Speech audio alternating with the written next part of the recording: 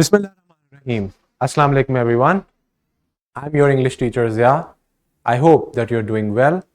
My dear learners, for English 11, we are going to deal with our lecture number 3 today with the SLO from our competency of reading and critical thinking. Now, this SLO is all about enhancing your reading skills, your critical thinking skills.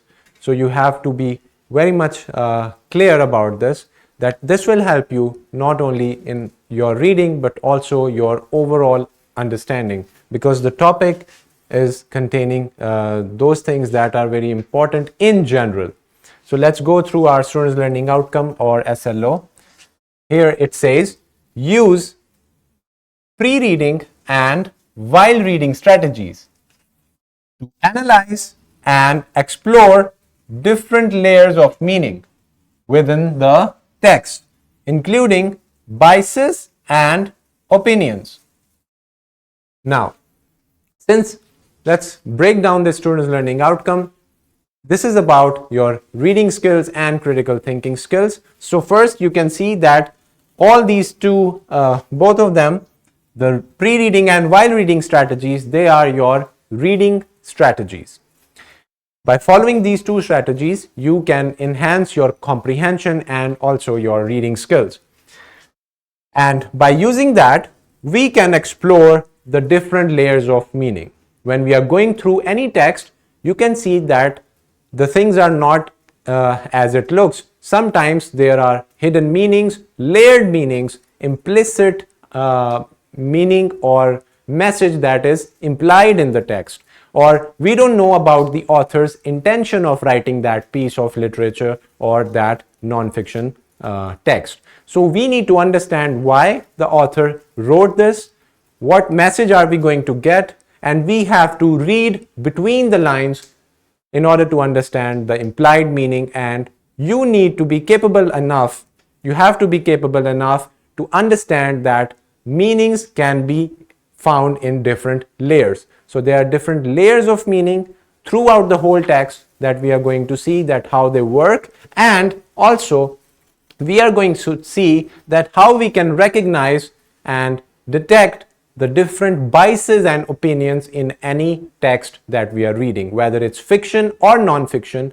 We need to understand these two terminologies, biases and opinions, that the text holds. So we are going to deal with these three things in our students learning outcome today. Now let's move on. Here you can see a vertical linkage that links your SLO of English 11 to the previous grade English 10's SLO. The number is also given over there. You can check it by yourself if you want to. Now, before we begin the lesson, we need to think about it for a moment in order to manifest it properly so that we can learn more out of it and we can get most out of the video lesson. Now, I want you to read this line, these two questions, and think about them openly as much as you can. Is everything you read true, or can a text be objective? Now, answer this question, think about it, that everything that we read, is it true just because it's written in a book, it's written on the paper? I hope the answer is no. You are agreeing with the answer, because everything that is written that you have ever read might not be true, because there would be some biases, some opinions, and there would be some distorted facts and all of these things. So it deviates from the truth and it actually loses its authenticity and its credibility. So we need to see that whether we are reading something is actually based on proper research and facts, and is it an opinion of the other person, the writer, or the writer is biased about or showing favoritism about any group, any community, or anything in general. So we need to see these things. And the next one is, can a text be objective? Now, when we are writing a text, or all the text that is written, it is written by individuals who have their own subjective thinking. So can a text ever be in the realm of objectivity? Can it ever be called objective? Does it not include any kind of bias or opinion? You need to think about it. Think like a writer, think like a person who's sharing information of any sort to see that is it actually possible. Now, moving on to our first part of the student's learning outcome, which was about pre-reading and while reading strategies. Now, this is falling under the topic reading strategies. We need to come up with these strategies in order to read better and increase our comprehension. So there are two terminologies that you are seeing over here: pre-reading and while reading. Pre-reading means before you read, you prepare something, you look for something, make up your mind, because you are going to read a text to get information, or to be persuaded, or to get entertained. So there can be so many different purposes why we read.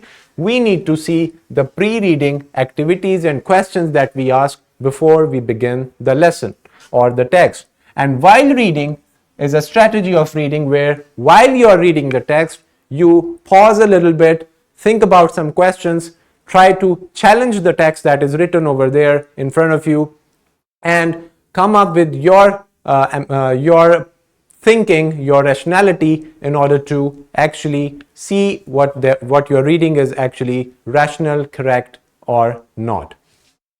So, the pre-reading and while reading strategies hold activities or questions that readers engage in before, during, and after reading to help them understand the text. Now, there are many different pre-reading and while reading strategies, but some of them, they're very common. I'm mentioning over here. So whenever you're coming across any kind of text, you can just think about these pre-reading questions, while reading questions, and also after you have finished reading it, which we call post-reading activities or question. And this each one of these things are actually, they are adding up in your comprehension and your critical thinking. So first, there would be some questions before you begin reading the text. You make predictions that what am I going to read? You should predict something about the text so that you can read it openly with a very critical mind. You anticipate guides. While reading, you draw a visual of the unfolding argument. You make note for unfamiliar words or concepts. You ask questions while reading the text, and also you can take notes. And by taking notes, I mean to say that use graphic organizers, mind map everything that you have learned, connect the things together to see how it actually works and how it looks on the paper. So all these kind of activities, these skills, these questions are very important whether we are reading any novel, short novel or novelette, any story, any article, column, any kind of piece. So you can, by using these strategies of pre-reading, while reading, and post-reading, you can be a very smart reader and a very critical one, so that you can summarize the written the text that you have read in a very clear and logical way. Now, how do we analyze and explore different layers of meaning? Now, when we are reading something, let's take a word, for example, there are different layers within that word that we need to explore in order to get the right message that the author or the writer is trying to convey to us. So this means going beyond the literal meaning. Literal meaning means the word that is actually right in front of you, it is giving you a literal meaning. You go to the meanings, the word's exact literal form, you take it as it is, and to understand the author's purpose, message, and bias. It also means considering the different ways that a text can be interpreted.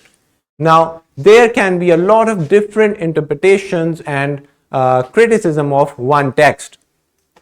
Why? Because we can make different interpretations, different meanings of the text. And why it happens? Because every text, it includes some layered meaning. There are some biases, some opinions, some facts mentioned. So you can take it accordingly according to your understanding. So the text can be actually read and interpreted in a different way, in many different ways, we can say. Now, till now, does anybody have any question? Students who've joined us online, if you have any kind of question or doubt, you can straight away ask just right now. No, sir. Okay, thank you. Okay, let's talk about different meanings. We know that there are two kind of different meanings. One is that you have the literal meaning in front of you that you take without thinking because it is very famous, and another one is the figurative meaning. There is a meaning behind that word. So, and not only this, but we can say different denotative meaning and connotative meaning of one word. Now, when you take the denotative meaning, you are taking the meaning that is defined in the dictionary. But for connotative meaning, you take the meaning in the emotional or cultural associations attached to that specific word. For example, the word home, as you can see over here, if you take its meaning denotatively, according to the dictionary, it means a place where one lives. And if you take the connotative meaning, the emotional associated kind of meaning, it means feelings of warmth, safety, and family, because in your home you have your family, you are secure, you are safe, you are warm. So the very word, the same word home, has a denotative meaning, which means a place to live in, and also a connotative meaning like warmth or happiness, gathering with the family, enjoying. So there are two different ways of saying one meaning. Now, let's talk about biases and opinions. What they are, how we can identify them, recognize them, and separate them when we are reading something so that we are actually getting the right kind of information based on facts rather than on biases and opinions. So biases are prejudices, means they are prejudgmental things for or against something. Opinions are judgments or beliefs. By identifying biases and opinions in a text, students can better understand the author's perspective or the writer's perspective and evaluate the credibility, the authenticity of the text. So bias means if you have a prejudice about something, you have already judged something before actually listening to it or seeing it by yourself. So this mindset of having prejudices or having predetermined prejudices in your mind about any person, any idea, any philosophy, any concept, this will actually stop you from learning about that thing because you are already holding a prejudice for that thing, for that person.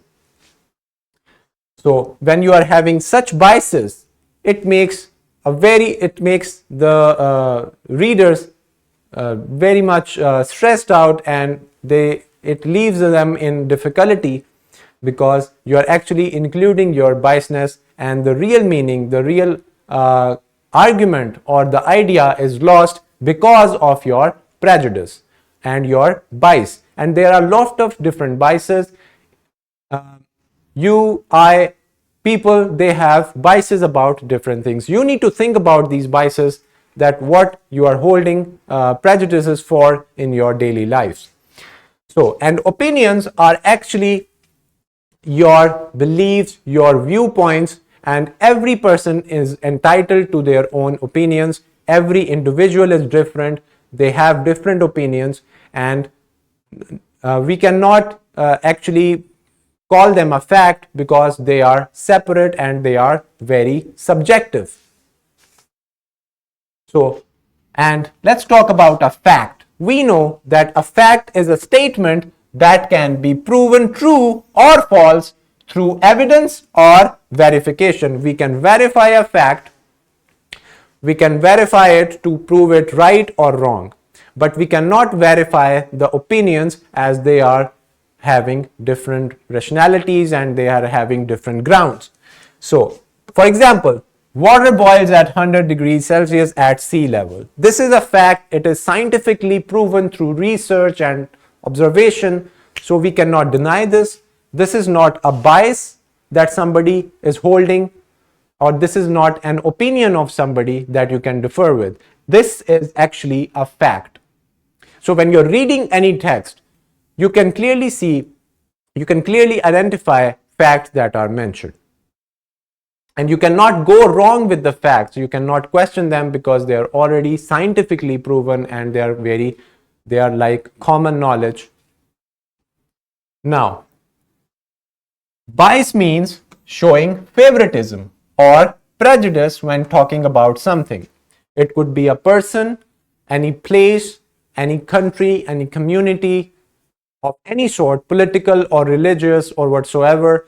So if you're showing favoritism, your information would not be correct because it will include a bias. It happens when information is presented in a way that is not fair. If you are being biased to somebody or something, you are not being fair, rather you're being very unfair to them. So bias can be on purpose. First, it can be done on purpose or by accident, and it can come from personal beliefs, cultural influences, or other factors. So there are a lot of different factors included. First, let's talk about biases coming on purpose. Someone can be very biased about some particular community or group intentionally because they have hatred or some other hidden agendas about that group or about that community. So this bias can be on purpose, on intention, but biases can also be found in every person by accident because of lack of thinking, lack of critical knowledge and critical understanding. So it can be due to lack of education and self-awareness and awareness of the surrounding.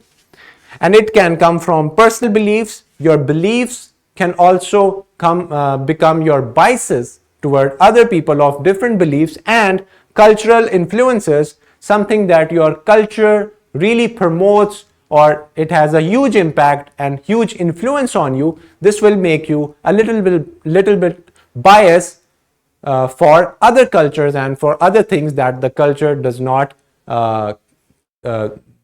commonly consider good or bad. So also there are a lot of other factors where one can become biased towards something or someone. Now, look at all these examples over here.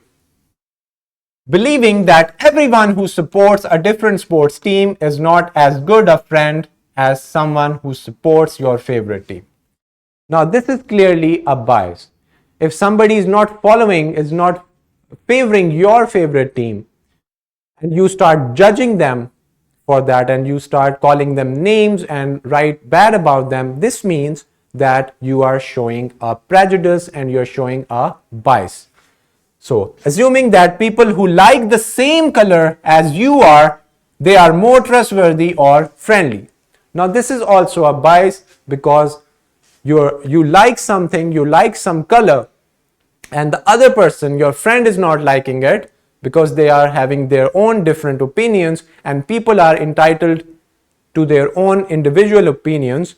So, to judge somebody for not liking the same color and showing aggression for them or considering them bad or having poor taste, now this clearly shows that the author or the writer or the speaker is actually holding prejudice and a bias towards others.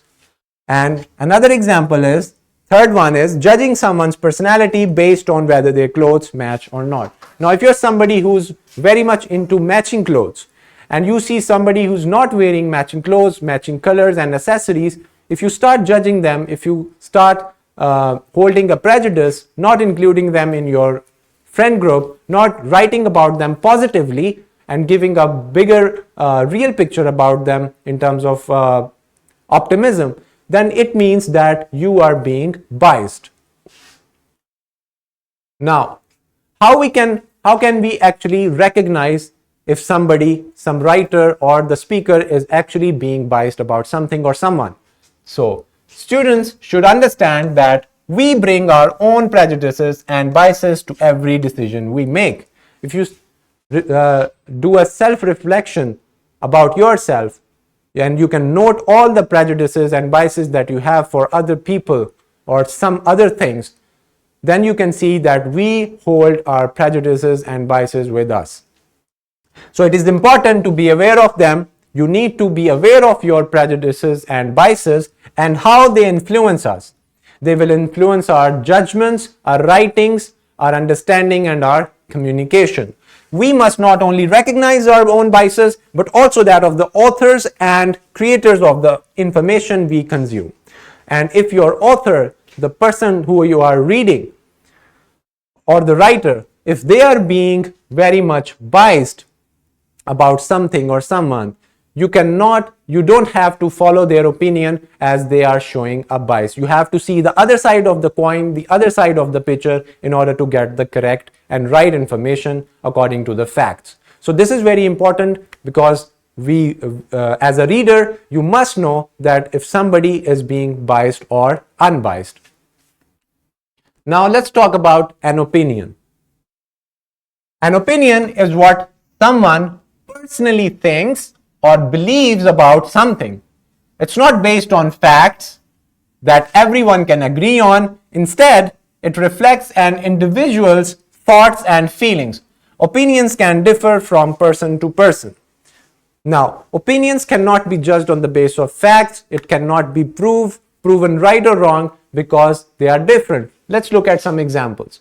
Now, before that, why are we learning about opinions? Why opinions matter? Opinions influence how readers interpret and understand the content.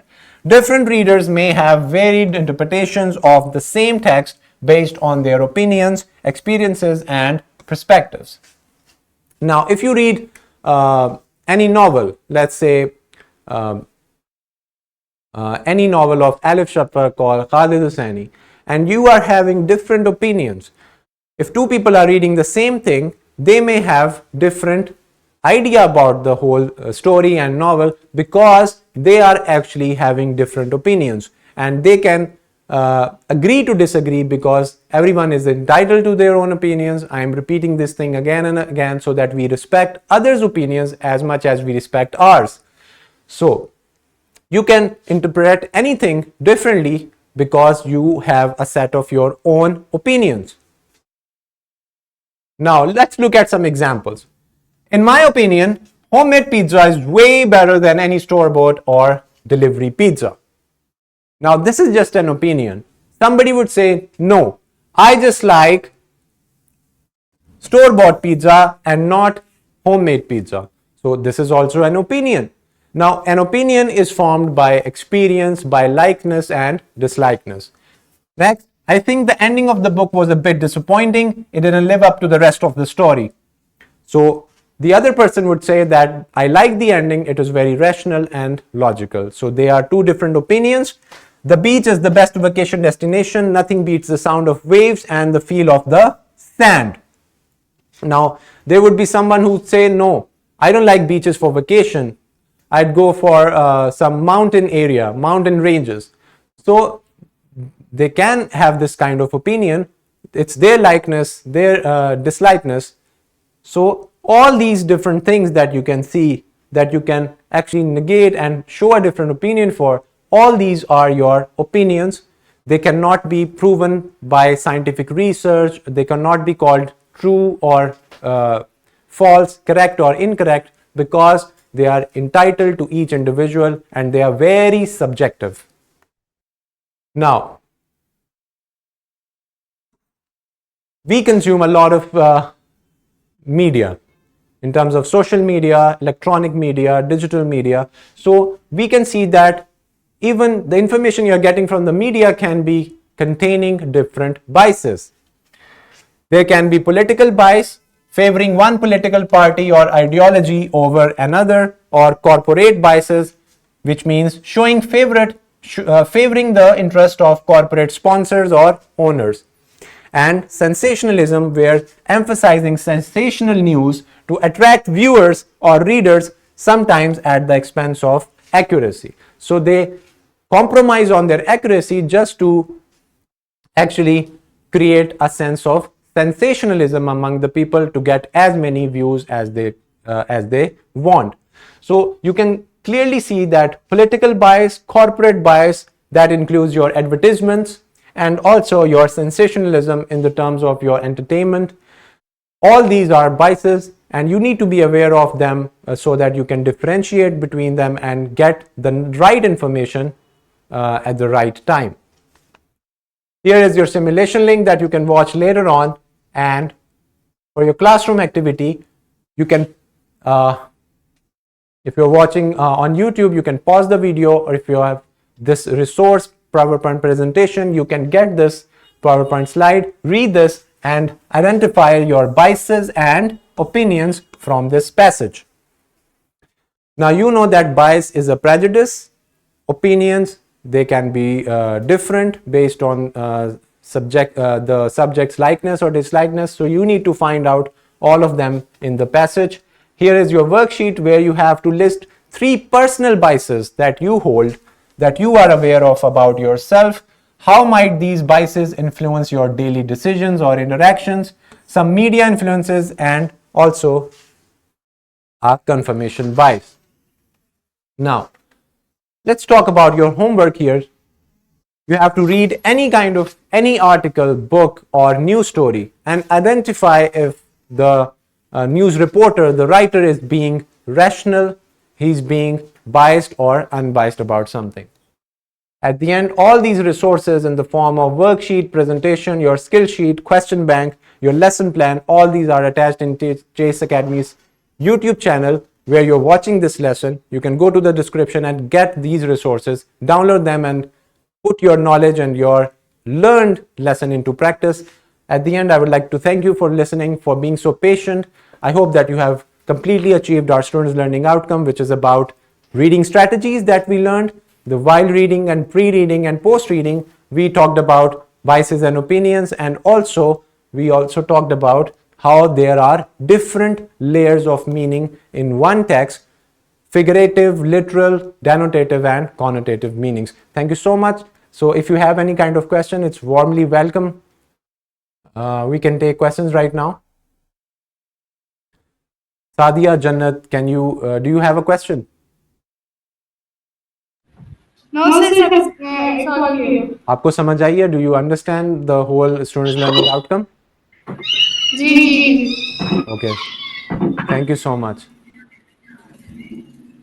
Okay, my dear learners, everybody who's watching, thank you so much. Take care of yourselves. See you in the next video lecture. Allah Hafiz.